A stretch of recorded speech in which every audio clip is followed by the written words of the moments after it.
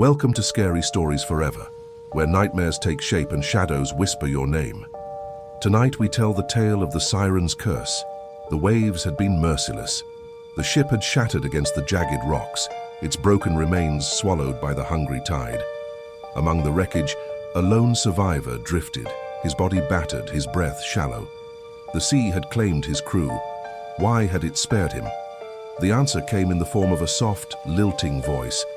Through the mist, she emerged, a woman not quite human, her dark hair clinging to her pale skin, her black eyes glistening like pearls. She pulled him from the water with unnatural ease, her touch cold as the depths. He should have been afraid, but as she cradled his head, whispering something ancient and soothing, the pain in his chest ebbed. When he woke, he was inside a sea cave, the air thick with salt and dampness. Water lapped at the shore of the cavern, its depths hidden in shadow. She was there watching him. "You saved me?" His voice was hoarse. She nodded, tilting her head, observing him the way one might study a wounded bird.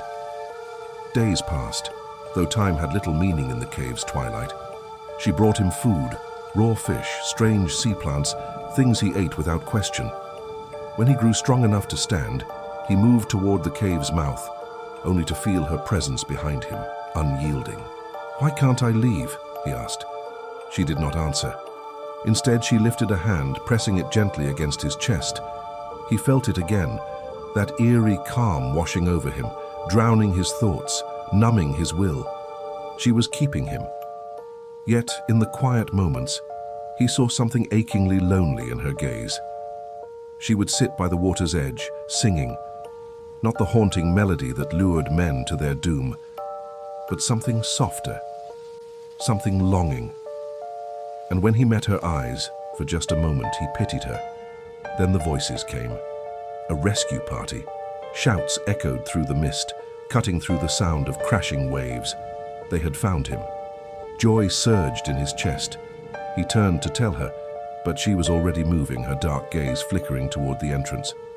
"No, wait, they came for me." She tilted her head, and then she smiled. The scream came first, then the sickening sound of flesh tearing. By the time he stumbled out of the cave, the sand was streaked with crimson-red paint, the broken remains of his rescuers strewn across the shore. The wind carried their dying gurgles out to sea, and there she stood, hunched over one of the bodies. Her teeth not human now, but long and jagged, her hands dripping. She looked at him, tilting her head again, and she smiled.